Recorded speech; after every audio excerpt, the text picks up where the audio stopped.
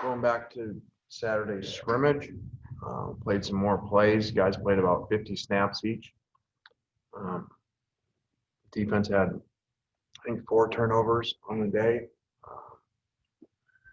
It's kind of a big day, both sides, and a lot of explosive plays on offense, which obviously isn't great defensively, and the amount of turnovers were not good by the offense, specifically the quarterbacks, but it was also the defense making some good plays as well. So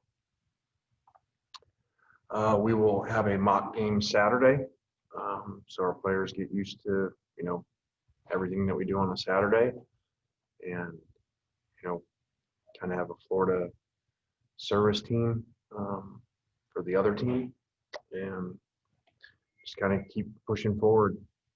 We did in our last round of tests last week, for the first time, we had 0 positives.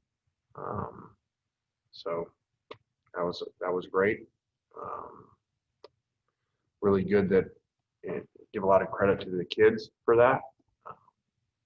For a time that I think around it, but a lot of college kids are getting it. So our kids need to continue to do a good job with that. All right, David, go ahead and start us off.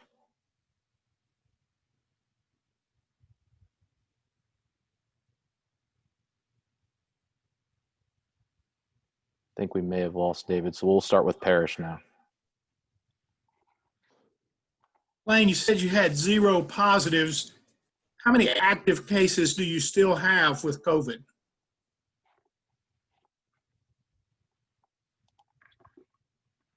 Oh, just changing my view there. I think that we have a couple in quarantine only left. And I think that's it. I think we're almost all the way back. We've asked you a lot about your quarterback competition. As you get closer to Florida here, are there other positions that still have a fairly intense competition going on for starting jobs, or are you mostly settled? No, I think there's, especially defensively, I feel like, with Sam back, we got 3 senior defensive ends, and with Robinson over there. So there's some competition there. There's competition at the 3 technique with Bivens and Ryder, and because Ryder plays both. And then there's some good competition left guard, and receiver depth would be one. Second team. We'll go to Nate. Coach, how much do you have time to watch like some of these Big 12 ACC games that kind of opened up this past week? And what do you learn from just kind of how some of those games went versus how those teams handled this weird offseason? I did not see much. We were scrimmaging, and we watched it, the scrimmage, and then brought the kids back that night to watch it with them. So we had a pretty full day. So, walking by the TV, I saw Lafayette, Billy Napier with a great win. I was told, there were some upsets. So I would guess a lot of that's just, no spring, teams with, some teams may have 10, 15 guys out. So I would think you'd see a lot more. I think games would be a lot harder to predict than they have been before. So I would think you'd see more upsets because of that, because you got new factors you never had. Is that something you can kind of use to pitch to your guys going into the Florida game? Sure. Go to Nick. Lane, kind of going off of what Parrish asked, with 2 weeks until the first game, just how close do you think the team is ready to being game ready? And is it closer than you expected when camp started, or has it been a little slower of a process than you expected? I don't know that I had any expectations, because we didn't know we were going to play, whether we were going to get shut down practicing, how many practices we get. So I don't know that I really had much expectations of exactly what was going to happen. So I think they worked really hard. I still feel like we're a long ways away from playing, and I think that's just probably because we're new and didn't have spring. So do our best. Go ahead, Ben. Lane, I know it's a broken record. You probably don't have a response or any update, but is there anything on Otis Reese and Dean Leonard and whoever else you might be waiting on? Otis, we have not heard anything on still. Obviously, that's frustrating. You know, trying to figure out who to play here less than 2 weeks before the opener.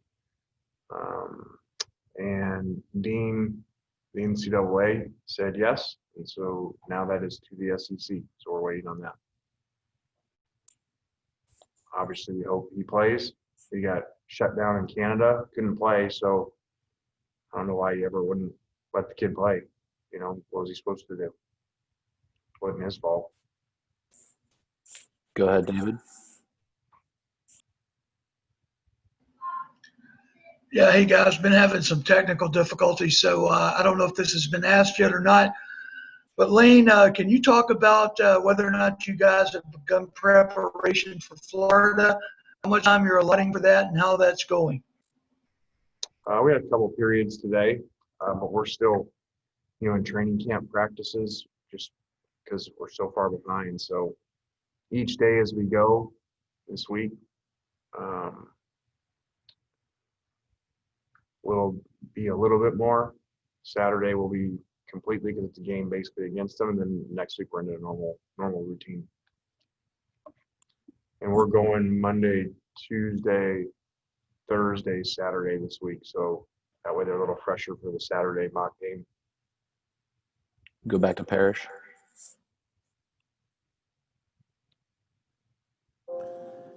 Lane, do you expect to have a starter at quarterback for the Florida game, or do you think that might carry over into the season?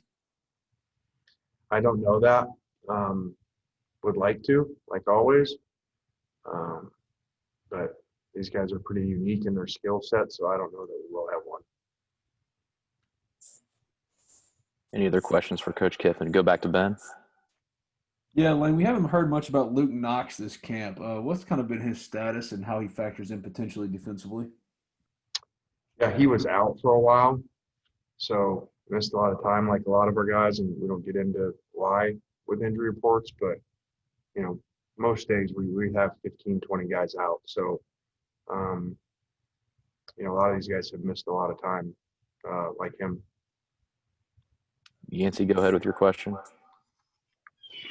Coach, on paper, defensively, it appears that the butt position could be your deepest position with the four guys. Have you given any of those players snaps at other positions? Say that again. I don't know what list you have, so I don't know what you're looking at.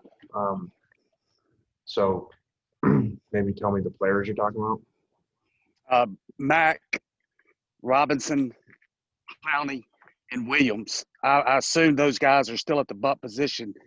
Have you started giving those guys at other snaps at other positions to give you some depth? We have. Clowney has been out for a while also. Cedric Johnson's over there. It really has, you know, probably played as well as any true freshman. And Sam just getting back, and Robinson very high ceiling. So we've kind of moved those guys around. At the other end, you know, Tisdale and Ryder, and then we've, you know, played them inside sometimes in different packages also.